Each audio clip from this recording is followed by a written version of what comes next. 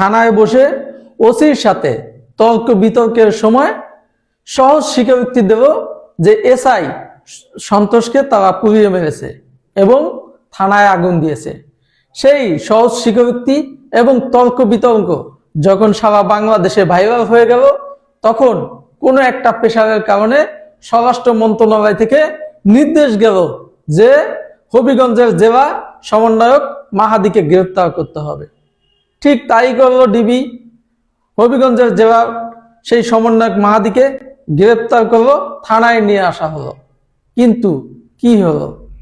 একজন খুনের আসামি, থানা জ্বালিয়ে দেওয়ার আসামি এবং এসআই সন্তোষের খুনের আসামি, তিনি নিজ মুখে স্বীকার করবেন যে তিনি হত্যা করেছেন এবং আপনার থানা জ্বালিয়ে দিয়েছেন।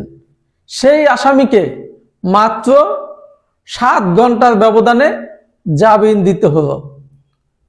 এরকম একটা সত্য ঘটনা এবং নিজেই জেনে সাক্ষী দেবেন যে তিনি হত্যাকাণ্ডে জড়িত এবং তিনি হত্যা করেছেন, তাকে কিভাবে এরকম 7-8 ঘন্টার মধ্যে জামিন দিয়ে দেয় এই বাংলাদেশ? এখন দেখেন পক্ষান্তরে কি হচ্ছে। সারা বাংলাদেশে কত নিরীহ মানুষ বিচার পাচ্ছে না, কত নিরীহ মানুষ বিনা দোষে জেল খাটতেছে। বিশেষ করে 5ই আগস্টের পরে আওয়ামী লীগের যে সকল তৃণমূল নেতৃবৃন্দ এবং আওয়ামী লীগের নেতারা যারা কোনো রকমের হত্যাকাণ্ডের সাথে সম্পৃক্ত না, কোনো রকমের অপকর্মের সাথে সম্পৃক্ত না, জুলাই আন্দোলনে কোনো নিপীড়ন নির্যাতনের সাথে যে সকল নেতৃত্ব বা যে সকল নেতাকর্মী সম্পৃক্ত না, তাদেরকে কিভাবে অন্যায়ভাবে জেলের মধ্যে ঢুকিয়ে রেখেছে, তাদের কোনো জামিন নাই। অথচ যে খুনি, যে মেহেদী নিজের মুখে স্বীকার করছে তিনি এসআই সন্তোষকে হত্যা করেছে এবং থানা জ্বালিয়ে দিছে, সেই মেহেদীকে কিভাবে 7-8 ঘন্টার মধ্যে জামিন দিয়ে যায় এবং সেই হত্যা মামলাও হয় নাই।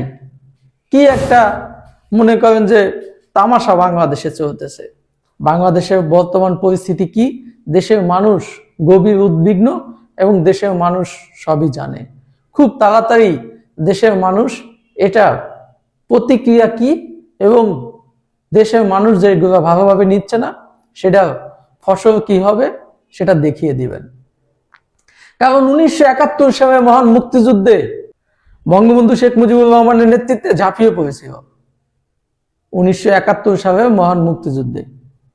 তারপরে বঙ্গবন্ধুকে হত্যা করার পরে আবারও এদেশের আপামর জনগণ নিপীড়ন নির্যাতন সহ করে আস্তে আস্তে আস্তে আস্তে করে নিজেরা সুসংগঠিত হয়ে 81 সালে মাননীয় প্রধানমন্ত্রী শেখ হাসিনাকে বাংলাদেশে ফিরিয়ে এনে আবার বাংলাদেশকে অন্ধকার জগৎ থেকে ক্ষুধামুক্ত, দারিদ্র্যমুক্ত, উন্নত সমৃদ্ধ বাংলাদেশ গড়ার লক্ষ্যে মাননীয় প্রধানমন্ত্রী শেখ হাসিনা কাজ শুরু করেন।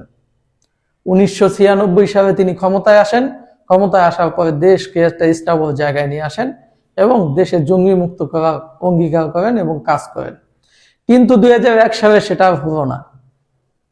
কোন একটা চক্রান্তের কাছে 2001 সালের নির্বাচনে হেরে যেতে হয়।